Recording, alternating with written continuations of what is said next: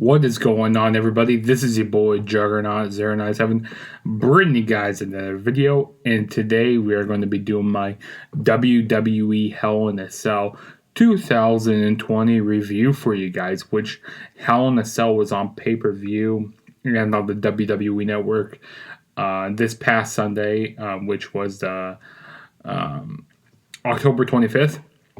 Overall, I thought this was a really good show. I mean, I did not have any high expectations going into the show, but coming out of it, this was a solid pay-per-view by WWE. I mean, there was some stuff that I didn't really care about, but I say all those Hell in a Cell matches were pretty good. Were pretty good to great, and storytelling on the show was good. Probably the match of the night for me would have to be Sasha Banks and Bayley in the cell. Oh my God, they tore the house down. That best match, probably one of the best matches of the year in my opinion. But let's quit wasting any time and let's go ahead and get started with this review. So they had a kickoff show, of course. They had a match, a 24/7 championship match. It was R-Truth versus defending the title against Drew Gulak. I didn't watch this, but I heard that R-Truth retained his 24/7 championship. So that was actually cool that they defended that title on the kickoff, because they never really defended it on pay-per-views very much, so that was pretty cool. But actually on the real show, we had the first match that we got kicked off with was a Hell in a Cell I Quit match for the Universal Championship. Roman Reigns was defending the title against Jey Uso. Boy, oh boy. This match was awesome. Great storytelling. Like, the dialogue during this match was awesome. Like, Roman Reigns basically saying, hey, this isn't anything personal. Like, you should be quitting. You shouldn't even done this match. And the dialogue that they had back and forth, and Jey Uso saying, why are you doing this? Like, we could work things out. Like a family rivalry so personal. It was awesome. But there's actually one gripe I have about the match, is the referee asking the competitors, especially Jey Uso, to ask him if he wants to quit like 24/7. They go like, hey man, just quit the match, quit. This could be over here. This could all be done. Like, the referee should be really doing that, because they should be splitting it down the middle. But that's really the only gripe I have about this match. Like, this is great storytelling, really intense. Like, Roman Reigns hitting a whole bunch of spears on Jey Uso, and they even brought a strap into the match.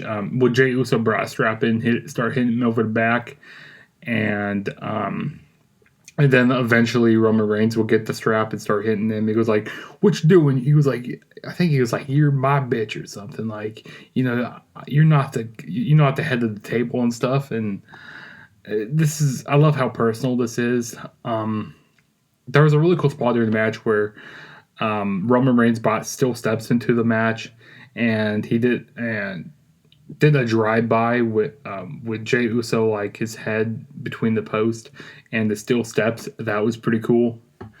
Nice spot. We even had, like everybody come out from the back to try to stop Roman Reigns, try to stop this match and stuff. But Roman Reigns, eventually he beats up the referee, because he goes like, no, this match isn't getting stopped. It's not getting stopped. And we even saw Jimmy Uso come out saying, hey, man, why are you doing this? We're going to work things out. Come on. He goes like, you don't need to act like this. And, we kind of saw a sympathetic Roman Reigns there for a minute. Like, we saw, but eventually Roman Reigns put Jimmy Uso into a guillotine. And eventually that's when Jey Uso said, okay, I quit. And Roman Reigns retained his Universal Championship. And just icing on the cake after that is him standing on the stage with, kind of being the head of the table. He was like, hey, it wasn't personal. He goes like, I love you guys. And just great storytelling. I love how Jey Uso was, people can get behind him, the sympathetic babyface. Like, hey, like a torn family kind of here. And it was just great to see. I enjoyed it. I enjoyed it a lot. And then the next match we had was Jeff Hardy versus Elias. This match, it was average. There wasn't anything really special coming out of this match. I actually did really good with my predictions on this show. Like, other than like one match I got wrong, I did really good with my predictions. And I got this match right here because I said that Elias was gonna win by disqualification, and he did. So it was kind of a slow match. I mean, Jeff Hardy would eventually hit some comebacks and stuff. He missed a poetry in motion early in the match. Elias did a lot of rest holds during the match, trying to wear Hardy down, so he couldn't do his high flying moves. It looks like Jeff Hardy was about to do like a swanton bomb out, like while Elias was draped over the apron. Looks like he was about to do like a swanton bomb or something, but Elias moves out of the way and he kind of goes over to the announcers area and he grabs his guitar, but instead Jeff Hardy fights him off and grabs the guitar and hits Elias with it, so it ends up in a disqualification. Alright match. I mean, nothing really special. I mean, I hate when matches end in disqualifications. Like, why couldn't he just gave Elias a clean win or a different way to win?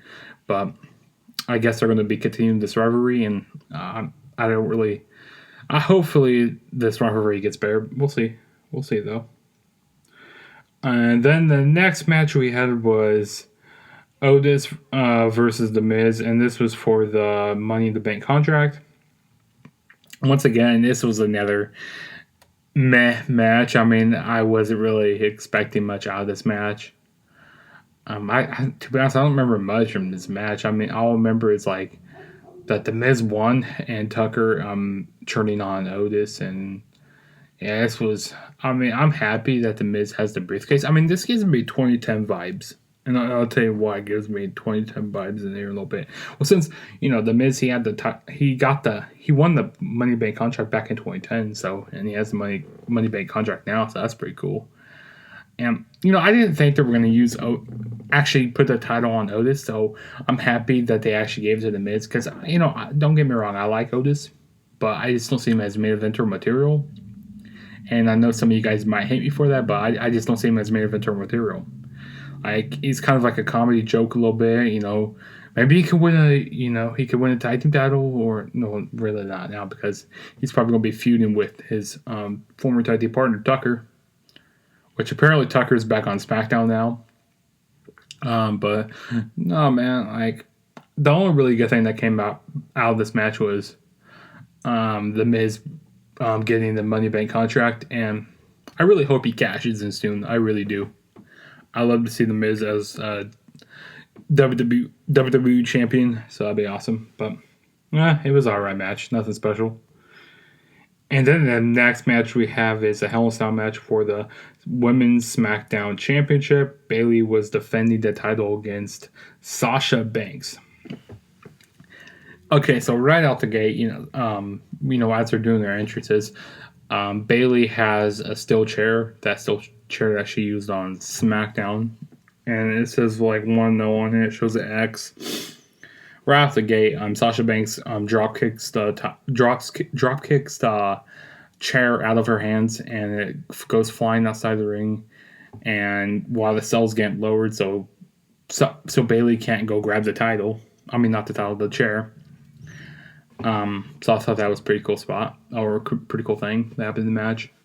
This match was they burnt the house down during this match. I mean, they went balls to the wall, crazy match.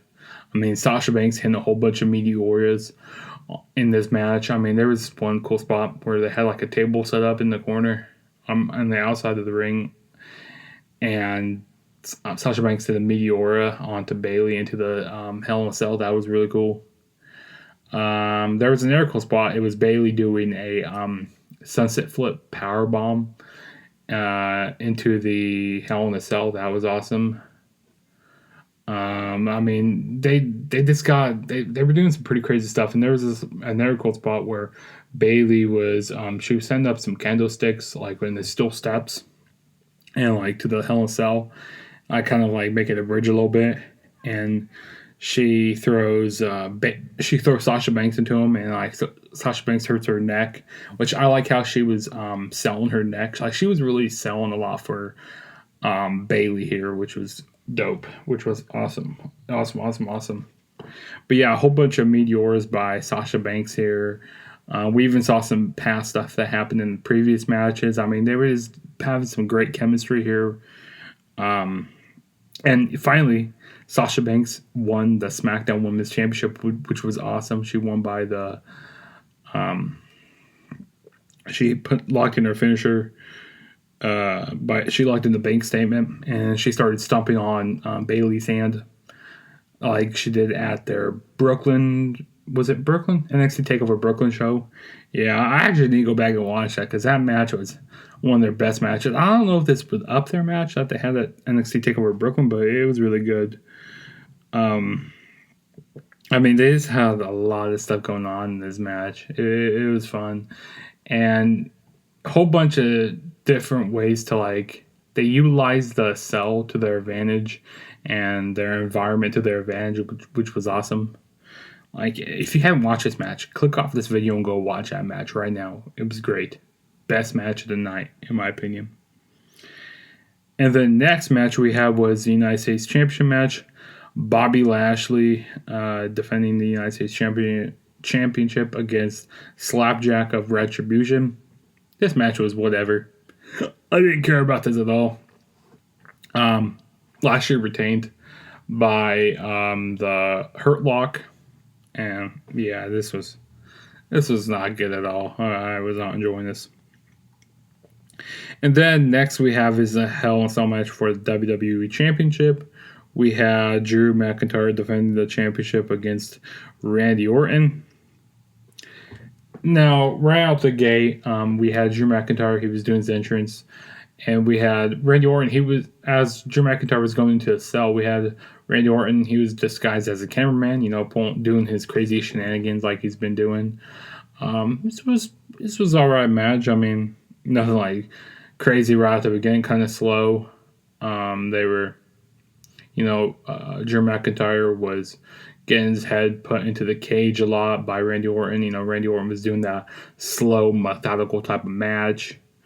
Eventually, later on during the match, Randy Orton will grab a pair of bolt cutters, and he would unlock the door, and they fly outside the ring. They spilled outside the cage for a little bit, and then eventually Randy Orton looked up at the top of the cage, looked up at the top of the cell, and he climbed the cell. And both of them, they fought up on the cell for a while. And then Randy Orton brought out a steel lead pipe that was like all red and stuff, kind of, it's painted in red. So that was pretty cool. Randy Orton used a steel pipe on him, and then both of them are climbing down the cell. I'm like, yeah, but what's going to happen here? Someone's going to go take a table spot, and for sure, somebody did take a table spot. They were throwing punches a while, like they were hanging off the cell, and then eventually, Drew McIntyre he plummeted right into the Hell in the Cell. And so that was a really cool spot during the match.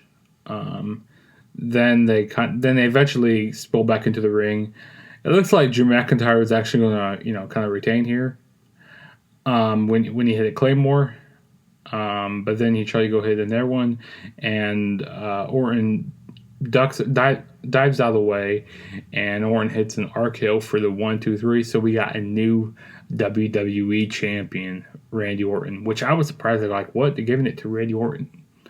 So this is his 14th time winning a world championship. So he's a 14-time world champion now. After this match, I was going like, is the Miz going to cash in? I wouldn't mind to say Miz cash in really soon. I mean, I wonder to see what we're going to get with Randy Orton here. I wonder why they put the title on him. Maybe because they have intentions of having the Miz cash in soon here, but I mean, it was an alright match, decent, like nothing, not your great Cell match. It's kind of really slow, methodical from both guys. But overall, I really enjoyed this show.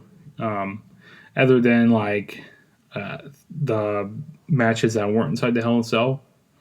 This was a solid show. I mean, I would give it maybe a 7 out of 10, something like that. Solid show here. Nothing like crazy, but still, you have. If it wasn't for Sasha Banks and Bayley in the first match, this show would probably be really bad, in my opinion. But yep, that's about all, guys. This is so if it's your first time ever checking out one of my videos, please smash that subscribe button. That really helped me out a lot. And also go follow me on all my social media platforms. Go follow me on Twitter at TheTrueJSB. Go follow me on Instagram, TheTrueJSB.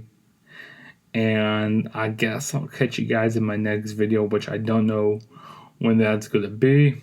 But stay tuned. And Juggernaut saying peace out. Catch you guys in my next video.